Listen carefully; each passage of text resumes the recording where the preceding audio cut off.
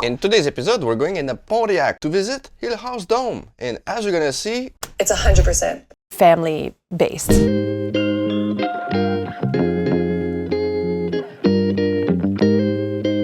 We purchased this land as a family, so my partner and I, with his sister and her husband. There was a cottage on the land with 160 acres, and when we realized what we had, which was a very private, beautiful lake, we decided we wanted to do something special with it. And to get people out here, we wanted to do something unique and something that, people want to experience. And so that was kind of the drive for the project. And so my partner, who comes from an entrepreneurial background, wanted to build something out of this.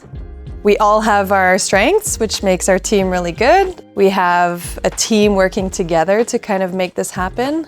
And this is also one of those pandemic projects that we would work evenings and weekends to kind of build it from the ground up.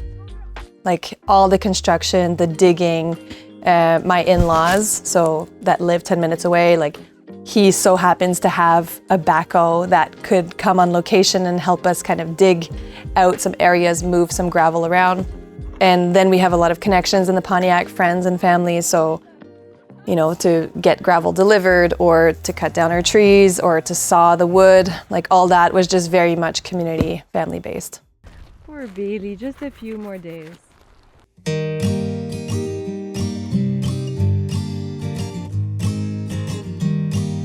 Phil had the idea to build domes, so he's the one who came forward with it, and instead of doing just one, we just threw the hat in and said, let's just do 3. We want people to come out, we want groups to come out. We're working with Thorne as well, the municipality in this area that's been very flexible, and they've been big supporters. The MRC has been a big supporter of our project too. So during the pandemic, prices were really high for wood and construction materials, and it so happened that we were building during that time. And so my brother-in-law, Corey, who's also co-owner of the domes, his father helped us because he's a lumberjack, for a better term.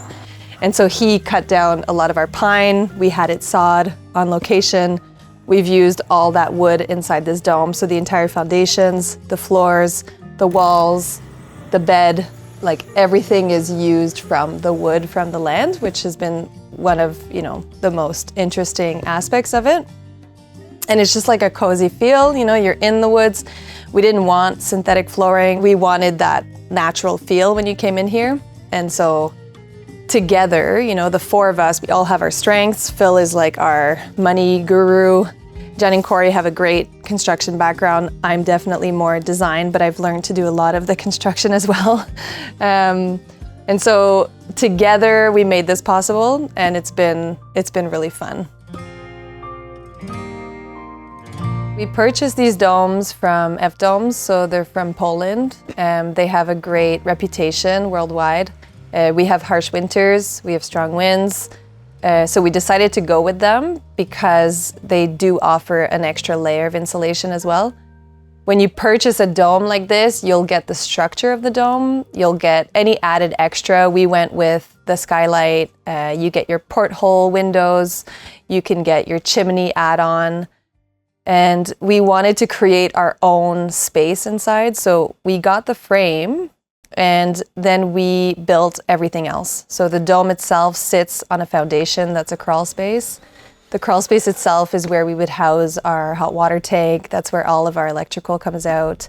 All of our lines go through the crawl space, and that crawl space itself is insulated. So you'll never have cold floors when you're here. It's really cozy.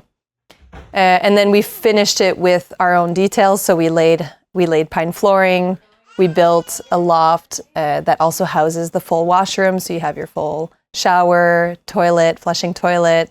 You have running water. And it's also a very useful use of space in the sense that it's built in the middle. And so you have your washroom, your kitchen, your queen bed, and your living room all combined, but then you have all this extra space around to walk.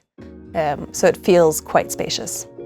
The walls are made of fabric, but the height of the ceiling is 15.5 feet, and it's 26 feet across. So when you walk in, the pictures won't do it justice. You really have to kind of experience it. The dome structure itself is anywhere from like 20 to 30 grand. And so, you know, there's different levels. We went with a specific size. So for us in total, it was about 28 grand. And then on top of that, that doesn't include anything, right? That's your frame, that's your walls essentially, and your roof, but all your foundation, your decks, your everything else. So we're talking like for the 3 domes themselves, we're looking at about maybe 500,000. It's hard to say because we did a lot of the work ourselves and then we hired for everything else that we needed to hire for. But the labor itself was a labor of love and a lot of evenings and weekends and a lot of staff meetings, yeah, to figure it all out. We're wrapping up for the day. We at least got enough of the decking boards done so we can install our first dome whenever they arrive.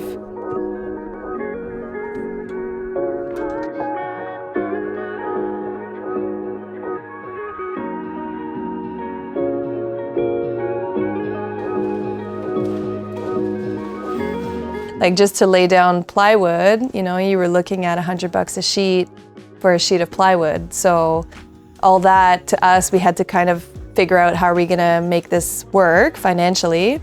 And, you know, salvaging our own wood was something that was just for us important as well because it ties into the land, but also, you know, to save money during a time when wood went absolutely. Yeah, so the domes themselves, the structure itself is the strongest structure there is. Like built out of triangles, it's solid, right? Geodesic domes themselves. The structure itself will outlive us, for sure. The actual exterior shell has a lifespan of 10 to 15 years. And so if all goes well, 10 to 15 years, we contact F-Domes, we get a new shell. The interior part should last until something happens to it.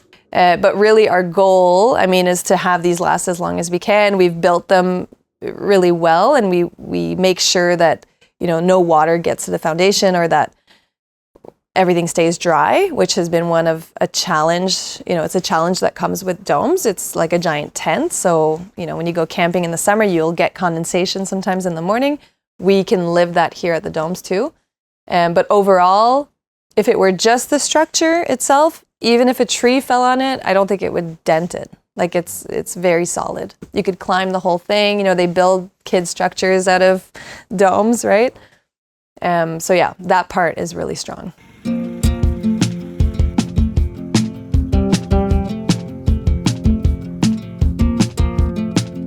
We've had people ask us, you know, we want to put one in our yard. How do we do this? We've had people ask us where do you start to build a dome like this? But essentially, I guess it depends on your intention, because if it's a 3-season dome, then you have a lot less to worry about. When you're in Canada and you have 4 seasons and you have winters and it gets cold, you have to build it like a home. And so the shell itself might seem inexpensive for what it is, but everything that comes around it is a normal build, right? You're building a home inside of a dome. So we go through the 4 seasons. So we have summer that can reach up to 40 degrees at some point. And the absolute opposite in the winter. So we reach down to -40 as well. And with these domes, we have a layer of insulation on the walls, but we also have another layer of insulation behind them. The fact that the crawl space is insulated, so we spray foam the entire crawl space, and we added extra foam as well to make sure that it was properly insulated. Because of that, you will not feel cold in here. With the heat pump, it regulates the temperature. If you want to get a wood stove going, you can. With this window in the winter, if you get a warm sun, you know that this space is going to be well heated as well. And those curtains are blackout curtains too, so in the summer, if it's too hot, you can shut them down and just kind of maintain the heat. So we have run power out to the domes to make sure that we were on grid. And so we have electricity, so we're fully connected. And we have our own well as well that was dug. and we also have a full septic as well. So we all share this. It's basically like a 3-bedroom home, essentially. The permitting wasn't very hard because in a way these are considered temporary structures, and the foundation wasn't poured either. So that helped a bit to get the permits, but again, Thorne was just really great to work with. They wanted to see this project happen. And so we've had lots of people on site to make sure everything was good. And it's been not so much of a challenge to work with them. I know that this can be a challenge sometimes for dome builds, but in our case, we're in a really good area. We're fairly laid back people that just want the best. Like we try to strive to offer a great experience for people. We really want them to leave with memories of their stay, and we want them to just be completely satisfied with everything. And so far the feedback has been wonderful. People are loving it, and we've had a really good time with it. So I guess if I had any advice for someone who was interested in building a dome, the one thing I would tell you is they do produce a level of condensation that you have to manage. We've successfully built kind of a trough system to collect water and make that water escape through our crawl space into our septic.